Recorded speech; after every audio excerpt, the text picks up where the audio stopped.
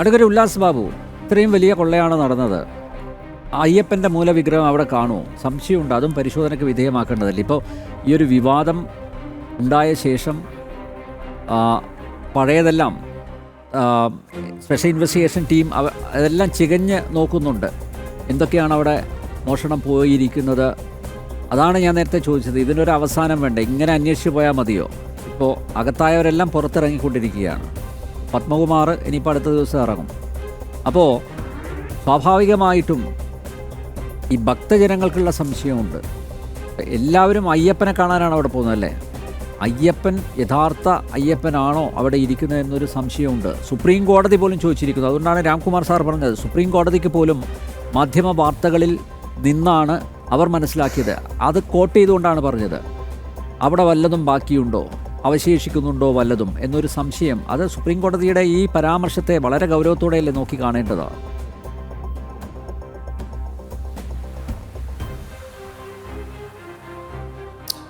അല്ല, ഈ സുപ്രീം കോടതിയുടെ പരാമർശത്തെ വളരെ ഗൗരവമായിട്ട് നോക്കി കാണുമ്പോൾ തന്നെ സുപ്രീം കോടതി ഇന്ന് ചോദിച്ച ചോദ്യങ്ങൾ മലയാളി ചോദിച്ചു തുടങ്ങിയിട്ട്, അയ്യപ്പ വിശ്വാസികൾ ചോദിച്ചു തുടങ്ങിയിട്ട്, ഇന്ത്യയിൽ അങ്ങോളമുള്ള നിരവധി ശബരിമല വിശ്വാസികൾ ചോദിച്ചു തുടങ്ങിയിട്ട് കാലങ്ങളോളമായി. പക്ഷേ സർക്കാരിനെ സംബന്ധിച്ച ധിക്കാരപരമായിട്ടുള്ള നിലപാട്, അത് സർക്കാരിന് നേതൃത്വം കൊടുക്കുന്ന CPIMൻ്റെ സംസ്ഥാന സെക്രട്ടറി ആയിട്ടുള്ള ശ്രീ MV ഗോവിന്ദനും, അതേപോലെ തന്നെ സർക്കാരിൻ്റെ മുഖ്യമന്ത്രിയും സർക്കാരിൻ്റെ ദേവസ്വം മന്ത്രിയും ഇതിലെടുക്കുന്ന ഒരു തീരുമാനം നിങ്ങൾ എടുത്തു നോക്കി, അല്ലെങ്കിൽ ഇതിലെടുത്തൊരു അഴകുഴമ്പൻ നയം, അവിടെയാണ് നമ്മൾ അതിനകത്ത് സംശയിക്കേണ്ടത്. ഇടതുപക്ഷ രാഷ്ട്രീയത്തിന് ഒരു കൃത്യമായിട്ടുള്ള അജണ്ടയുണ്ട്. ആ അജണ്ട എന്താണ്? കേരളത്തിനകത്തെ ഇന്ത്യയിലകത്തെ എന്നാണ് അവരുടെ ആഗ്രഹം. പക്ഷെ അത് അവർ മൊത്തം ഇന്ത്യയിൽ ഇല്ലല്ലോ, കേരളത്തിൽ മാത്രമല്ലേ ഇവർ അധികാരത്തിലുള്ളൂ. അപ്പോൾ കേരളത്തിനകത്ത് ഇവിടെ ഒരു രാഷ്ട്രീയ അജണ്ട എന്താണ്? ക്ഷേത്രങ്ങളെയും ക്ഷേത്ര വിശ്വാസങ്ങളെയും ഹിന്ദു സമൂഹത്തിൻ്റെ എല്ലാവിധ വിശ്വാസങ്ങളെയും തകർക്കണമെന്ന് പറയപ്പെടുന്ന കൃത്യമായ രാഷ്ട്രീയ ഗൂഢാലോചന. അത് ഇന്നലെയും തുടങ്ങിയതല്ല, വർഷങ്ങളായിട്ട് തുടങ്ങിയതാണ്.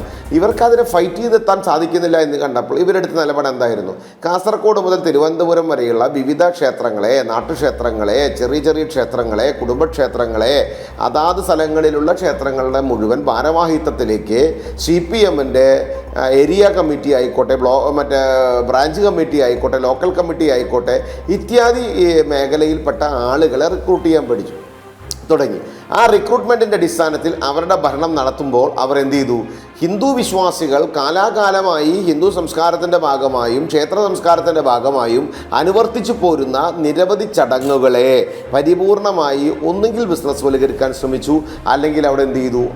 ആ ആചാരങ്ങൾ പരിപൂർണമായി ഇല്ലാതാക്കാൻ ശ്രമിച്ചു. പല ക്ഷേത്രങ്ങളും നമ്മൾ കണ്ടാൽ അറിയാം. അങ്ങനെ അതിൻ്റെ അടിസ്ഥാനത്തിൽ ഇവർ നടത്തിക്കൊണ്ടുവരുന്ന രാഷ്ട്രീയം തുടങ്ങിയിട്ട് 1, 2, 3, 4, 5 അല്ല, വർഷങ്ങളോളം പഴക്കമുണ്ട്.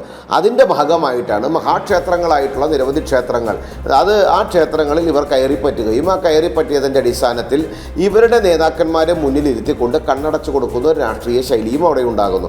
ആ കണ്ണടച്ചു കൊടുക്കുന്നത് എന്തിനാണ്? ഇതേപോലെയുള്ള ആളുകളെ മുന്നിൽ നിർത്തി കക്കുന്നതിന് വേണ്ടിയാണ്. ഇവർ തുടക്കം ശ്രീ ബൽദേവ് സച്ചിദാനന്ദനല്ല, അദ്ദേഹം ഒരു മാന്യനായിട്ടുള്ള ശൈലിയിലാണ് എല്ലാ ചർച്ചകളും കാണുന്നത് എന്നുകൊണ്ട് അദ്ദേഹത്തെ ഞാൻ കുറ്റപ്പെടുന്നില്ല. പക്ഷെ അദ്ദേഹത്തിൻ്റെ രാഷ്ട്രീയ നിലപാടുകളുള്ള പാർട്ടി എന്ന് പറഞ്ഞാൽ CPMൻ്റെ പാർട്ടി മെമ്പർമാർ ഈ മാധ്യമങ്ങളിൽ വന്ന് ചർച്ച ചെയ്യുന്ന സമയത്ത് ആദ്യം ന്യായീകരിച്ചിരുന്നത് എന്താണ്? ആദ്യം ന്യായീകരിച്ചത് ഇത് ഞങ്ങളുടെ കൊള്ളയല്ല, ഇത് ഈ വലതുപക്ഷത്തിൻ്റെ UDFൻ്റെ കൊള്ളയാണ്. ആദ്യം ഇവർ അങ്ങനെ ന്യായീകരിച്ചിരുന്നത്. പിന്നീട് അവർ പറഞ്ഞു ഞങ്ങളുടെ ആളുകളല്ല, പകരം ഇത് ഉദ്യോഗസ്ഥരുടെ വീഴ്ചയാണ് സംഭവിച്ചത്. പിന്നീട് അതിൽ നിന്ന് അവർ മാറ്റി പറഞ്ഞു കുറച്ച് സ്വർണം പോയിട്ടുണ്ട്, പക്ഷേ വിജയ് മല്യയുടെ കാലഘട്ടം മുതലുള്ള ഗോൾഡ് കൊടുത്തത് മുതലുള്ള ഇങ്ങോട്ട് അന്വേഷിക്കുമ്പോൾ അല്പം സ്വർണം, ഇവരുടെ പാർട്ടി ചാനൽ ഒരു ചർച്ച ഭയങ്കര വൈറലായി വന്നത് ഞാൻ കണ്ടിട്ടുണ്ട്. എന്താണ്? എവിടെയാണ് ആകെ നഷ്ടം ഇത്ര ഗ്രാം എന്നൊക്കെ പറഞ്ഞ് ഒരു പൊട്ടന്മാർ സംസാരിക്കുന്ന പോലെ ഇവർ സംസാരിക്കുന്നത് ഞാൻ കണ്ടിട്ടുണ്ട്. അങ്ങനെ ഇതിനൊക്കെ ന്യായീകരിക്കാൻ ഇവരെടുത്ത തീരുമാനം. ഇപ്പം ശ്രീ ബൽദേവ്ജി അദ്ദേഹം പറഞ്ഞ എന്താണ്? അദ്ദേഹം പറഞ്ഞത് പരിപൂർണമായി തെറ്റാണ്. അതിൻ്റെ മൂല്യം എന്ന് പറയപ്പെടുന്നത് 1 ഗ്രാം സ്വർണത്തിൻ്റെയോ 1 കിലോ സ്വർണത്തിൻ്റെയോ 5 കിലോ സ്വർണത്തിൻ്റെയോ അല്ല, മറിച്ച് ഈ വിശ്വാസത്തിൻ്റെ അടിസ്ഥാനത്തിൽ നമ്മൾ വിശ്വാസികൾ സമർപ്പിക്കുന്ന സമർപ്പണത്തിൻ്റെ, നമ്മൾ വിളിക്കുന്ന ഭഗവാന്റെ ആ ചൈതന്യത്തിന് അത് വില മതിക്കാനാവാത്ത വിലയാണ്. അത് രാജ്യത്തിനപ്പുറത്തേക്ക് കടത്തിക്കൊണ്ട് പോയിട്ടുണ്ടാകാം. ആ പോയിട്ടുണ്ട് എങ്കിൽ അതിന് കൂട്ടുപിടിക്കാൻ ഒരു വ്യക്തിയെ കൊണ്ട് സാധ്യമാകില്ല. ആ വ്യക്തി ഇന്നും ഇന്നലെയും തുടങ്ങിയ ഇടപാടല്ല. വർഷങ്ങൾക്ക് മുൻപ് ആ വ്യക്തിയുടെ ഇടപാട് തുടങ്ങിയിട്ടുണ്ട് എങ്കിൽ ഇടതുപക്ഷത്തിനകത്തും വലതുപക്ഷത്തിനകത്തും ഇവർക്ക് പിന്തുണ നൽകുന്ന ദേവസ്വം ബോർഡ് പ്രസിഡന്റുമാരടങ്ങുന്ന മെമ്പർമാരടങ്ങുന്ന ഇവിടെ സർക്കാരിൻ്റെ ദേവസ്വം മന്ത്രിമാരടങ്ങുന്ന അവരുടെ ഏറ്റവും പ്രഗത്ഭരായിട്ടുള്ള ഉദ്യോഗസ്ഥരടങ്ങുന്ന വലിയൊരു കോക്കസ് സംഘം ഇതിൻ്റെ പുറകിൽ കൃത്യമായി പ്രവർത്തിച്ചതിൻ്റെ അടിസ്ഥാനത്തിലാണ് നമ്പർ 1, നമ്പർ 2, നമ്പർ 3, നമ്പർ 4 എന്ന് അക്കമിട്ട് എണ്ണി സ്റ്റെപ്പ് ബൈ സ്റ്റെപ്പായിട്ട് ഇവർ ഈ കാര്യങ്ങൾ ചെയ്തുകൊണ്ടിരുന്നത്. ഇവരാദ്യം ചെമ്പാക്കുന്നു, ചെമ്പിനെ അഴിക്കുന്നു, വീണ്ടും ഒരെണ്ണം പൂശുന്നു, തിരിച്ചു കൊണ്ടുവരുന്നു, വീണ്ടും അത് കേടാകുന്നു, റിക്വസ്റ്റ് ചെയ്യുന്നു, കൊണ്ടുപോകുന്നു. അയ്യപ്പ സംഗമം പ്രധാന സ്പോൺസർ ഈ പോറ്റി എന്ന് പറയപ്പെടുന്ന വൃത്തികെട്ടവനായിരുന്നല്ലോ. ആ സ്പോൺസറുടെ വാക്കും കേട്ടായിരുന്നല്ലോ ഇവരുടെ പ്രശാന്ത് എന്ന് പറയപ്പെടുന്ന വ്യക്തി ആ പണിക്ക് തുടക്കം കുറിച്ചത്. ആ തുടക്കം കുറിച്ചതിൻ്റെ ഇടയിൽ ഈ വിഷയം വന്ന സമയത്ത് അപ്പോൾ പോറ്റി അതിന് പിന്മാറിയ സമയത്ത് ശബരിമലയിൽ അയ്യപ്പ സംഗമത്തിൻ്റെ സ്പോൺസർഷിപ്പുമായി ബന്ധപ്പെട്ട തർക്കത്തിൻ്റെ ഇടയിൽ ഈ സർക്കാരിൻ്റെ നമ്മളിപ്പോൾ വന്ന കണക്കിൻ്റെ പ്രശ്നമൊക്കെ അവിടെയാണ് ഉണ്ടാകുന്നത്. അതൊക്കെ ഇവർ മൂടി വയ്ക്കുകയാണ്. ഇവർക്ക് അറിയാതെയല്ല. ഇവർ അയ്യപ്പ സംഗമം കൊണ്ട് ഉദ്ദേശിച്ചത് ഒരു അയ്യപ്പൻ്റെ ഗുണങ്ങളായിട്ടുള്ള കാര്യങ്ങളോ അല്ലെങ്കിൽ ഭക്തന് ഗുണമായിട്ടുള്ള കാര്യങ്ങളോ ഒന്നുമല്ല.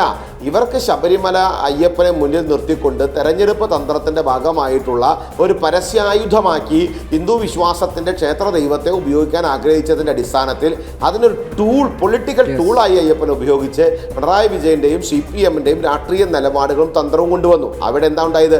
ഹിന്ദു മതവിശ്വാസികളായിട്ടുള്ള അങ്ങനെയുള്ള ജാതിമത സംഘടനകളുടെ നേതാക്കന്മാരെ മുന്നിൽ നിർത്തി അവരൊക്കെ ഞങ്ങളുടെ കൂടെയാണ് എന്ന് പൊതുസമൂഹത്തിനോട് ഭൂരിപക്ഷ സമൂഹത്തിനോട് അവർ ഒരു മെസ്സേജ് കൺവേ ചെയ്തുകൊണ്ട് അതിലൂടെ രാഷ്ട്രീയ ഗിമ്മിക്ക് നടത്താൻ ഇവർ നടത്തിയ രാഷ്ട്രീയ തന്ത്രം അതിൻ്റെ പുറകിൽ കാണാം.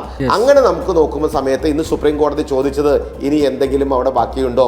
മലയാളി ചോദിക്കുകയാണ്, ഇനി കേരളത്തിൽ എവിടെയെങ്കിലും നിങ്ങളുടെ ഈ കള്ളത്തരങ്ങൾ ഒന്ന് മാറ്റി നിർത്തി ഏതെങ്കിലും സ്ഥലത്ത് മനസമാധാനത്തോടു കൂടി ഞങ്ങൾക്ക് തൊഴാനും ഞങ്ങളുടെ സംരക്ഷിക്കാനുള്ള ഞങ്ങളുടെ ഭഗവാന്റെ സ്വത്തുക്കളെ സംരക്ഷിക്കാനും ഞങ്ങൾക്ക് സാധിക്കുമോ? നിങ്ങളുടെ സർക്കാർ ഈ നിലപാടുകൾ തുടർന്നാൽ ഞങ്ങൾ ആരോട് പോയി പരാതി പറയണം? ആരോട് പോയി ഞങ്ങൾക്ക് അറിയണം? വിശ്വാസി സമൂഹം ചോദിക്കുന്ന സമയത്ത് SIT ഹൈക്കോടതിയുടേതാണ്. ശരി, SIT ഉണ്ടാക്കേണ്ടി വന്ന സാഹചര്യം അത് ആരുടേതാണ്? അത് നിങ്ങളുടേതാണ്. അതിൻ്റെ ഗൂഢാലോചന ആരുടേതാണ്? സർക്കാരിൻ്റേതാണ്. ആ ഗൂഢാലോചനയ്ക്ക് കൂട്ടുനിന്നവരാണ് CPM-ൻ്റെ നേതാക്കന്മാരാണ്.